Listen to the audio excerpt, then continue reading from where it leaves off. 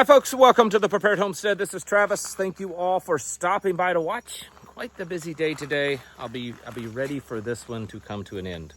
Nothing bad, just really much busier than normal. A lot of running around and stuff. Anyways, so the theme today in the news is war. I know we hear about war all the time. We hear how we're on the verge of it. You know, World War III, Civil War. It's all going to happen, but things are happening that are moving, I think, very serious. I think we need to take notice of it. So I want to share some of that. I mean, there's other things going on in the news that are kind of big too. Today, RFK Jr. came out and said that, well, he didn't come out, but they're expected. That's the proper way. They're expected to release information of what causes autism, and they're not saying they're saying Tylenol and a vitamin deficiency during pregnancy. I don't know. That's what they're saying. I mean, that's it. That's what they're saying. The Epstein thing, the president again called it a Democrat hoax. The Speaker of the House came out and in a quick little soundbite said that the president was an FBI informant, and the news media is kind of going crazy over that, and the social media both. But that's not actually, well, number one, it's not completely accurate, but it's not actually new news. You know, the official narrative is that at some point in the past, President Trump kind of ratted Epstein out and was giving the FBI information on him. So, I mean, that would technically classify as an informant. So I don't think that that's anything of any big news. So there's that. But anyways, let's get back to the war stuff, because if you look at these things individually, along with already what's going on, it may not seem like that big of a deal. When you put them all together with what's already going on, I think it is a big deal. The president is talking to the European Union, nations over there, trying to convince them to put some strict sanctions on China, going after China because of China's support of Russia. He's also stated that he's considering drafting an executive order that would prevent American businesses from outsourcing technology type manufacturing to India. I mean, he just, you know, since he's been president, he got iPhone to start manufacturing all their stuff in India versus China, because they were going to get hit with some big tariffs. And now he's saying, well, no, now you can't do things in China. So we'll see if that happens. But I mean, if that does, that's going to dramatically increase prices here and of technology. It'll hurt India. I mean, this is the same kind of stuff that we were doing in Japan prior to World War II. So anyways, and I mean, I'm not in favor at all of anything being manufactured in India. That's not it at all. I'm certainly not a fan or supporter of India. But, I mean, you have to, you know, even, I've said before, it's like I've said for years, you know, like, say, the social welfare system. I hate it. I think it's unconstitutional and shouldn't exist. But if it goes away overnight, you better be ready for a major collapsing type of event. So it's the same thing. If you start manufacturing all of our tech in the United States, yeah, you better be ready for, you know, $3,000 and $5,000 cell phones or more even. So there's that. Anyways, moving on, because there's still more. Oh, yes. But wait, there's more. So there's the stuff with China, the stuff with India. He also announced today, or he announced that he was ordering the U.S. military to shoot down any Venezuelan fighter jets that fly over our Navy in any kind of threatening manner. Because remember, I said this morning, it was reported yesterday that a couple of Venezuelan F-16s flew over our naval ships armed. So now he's saying to shoot them down. So we'll see if they try that again. They might. I think they will. And if we do shoot them down, I mean, a war could start pretty quickly. He also signed an executive order changing the name of the Department of Defense to the Department of War. If that doesn't tell you right now what's going on, I mean, he's even said like a week or two ago that we shouldn't just be on defense, we should be on offense. Well, that's exactly what it looks like is happening. He's pretty upset at China and Russia and India. I told you this morning, he said that, we've lost China, we've lost Russia and India to China. So now he just views them as an enemy. So that's happening. It also came out in the news today that it was a classified leaked information, that back in 2019, when the president was the president before, that Donald Trump ordered a covert mission into North Korea, that some SEAL teams, a SEAL team was ordered into North Korea covertly to set up secret listening devices with Kim Jong-un. And it failed. They weren't able to set the devices. There were some casualties to it. Now, I would assume that North Korea already knows about this. But even if they didn't, or if they did, it doesn't really matter. The fact is now it's public.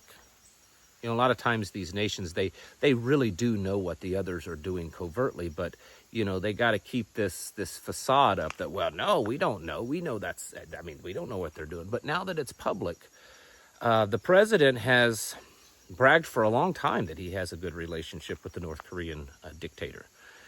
And maybe he has. But I suspect this will change that. I suspect that, I'm not really thinking that North Korea will specifically do anything to us, but I think it will change the rhetoric now that they'll have an excuse. This is, putting fuel on the fire, so to speak. And while North Korea on their own isn't a huge threat, they do have ICBMs and very possibly, likely, can reach North America, at least our west coast. But combine them with all the other axes of the East, that's just one more. And they were already there anyways, but this is just fueling the fire that I think will be used to push this. So the bottom line is we now have a Department of the War, even though Congress actually has to approve of it. But U.S. Congress today posted on their Twitter page approving it. So I'm sure there'll be some type of legislation, making it official. But so we have a Department of the War, and then we have all the other stuff that's happened recently. But now, worse relations with India, threats to India, threats to Venezuela, threats to shoot down Venezuelan planes, exposure to espionage against North Korea, a lot of stuff. So I think that what we're seeing, if you're a student of history, especially history of wars, I've read a lot of books and done a lot of research on many different wars, especially when I was younger. I was kind of a big nerd about it. The patterns that we're seeing look very similar throughout history of things that led up to big wars. Even going back before, like the Industrial Revolution, during medieval times and stuff, a lot of the things that we see happening look similar. They're not identical, but they are similar things that lead stuff up to war. And I know a lot of people, because it's been drug out, and we live in an instant gratification society, so we're expecting things to instantly happen. And because war hasn't instantly happened, we think it's not going to happen, I think that's the general consensus. Well, it hasn't happened in the last couple of years, so it's not going to happen. Sometimes, especially big wars, big world wars, can take a few years to build up to. And it's not that it takes a few years to build up to the war. It takes a few years for things to get to the point that the war does happen. And that's where we're at today.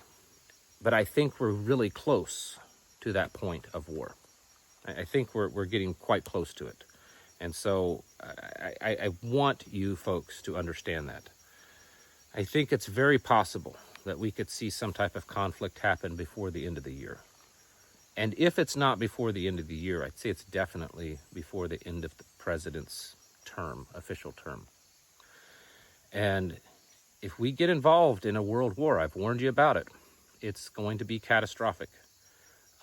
We can't handle a multi-front war. America could lose. The dollar could tank. supply chain screech to a halt between the fact that imports may slow down and the fact that, a lot of things may be pushed over to war effort materials, protests, conscription, all kinds of stuff could very, very easily happen. And that's not even looking at the possibility of physical attacks here in the United States, whether they be conventional warfare or, terrorist attacks or cyber attacks, things like that. We're getting close, folks. I don't see anything going on. I think we're, I had mentioned months ago that Putin and stuff probably felt like they were put into a corner. I think the tides have turned. I think it almost looks like Trump is put into a corner, not in a threatening militarily way, but in a reputation. His reputation. It looks like that they've pulled the wool over his eye, that they, made him look bad. They buddy was with him, and then all of a sudden, not so much, and they're conspiring against him. I think that's probably how he takes it. I may be wrong. And I think that today we saw him say a lot of things, threats, ideas that could escalate things, and I think we're going to continue to see that. And so I would suggest you get ready. Because here's the deal. All sides at this point, at least all of the Western side, the Europeans and all that, they want a war. They want it. They're not going to try to cool Trump off or mediate or step in. They want this. And so, the only thing that's been holding back probably from a big world war is the United States. And if Trump kind of changes his tune, which it sounds like it's happening, maybe not all at once, but little by little, I think we'll be seeing a war soon. And that's going to be a big deal. So you need to be really preparing for that. Get your houses in order, folks. Prepare yourselves mentally, physically, and very especially spiritually. Get in the Word. Get on your knees in prayer. Bring your family together. Circle the wagons. All right. You have a wonderful weekend, and I'll catch you in the next video.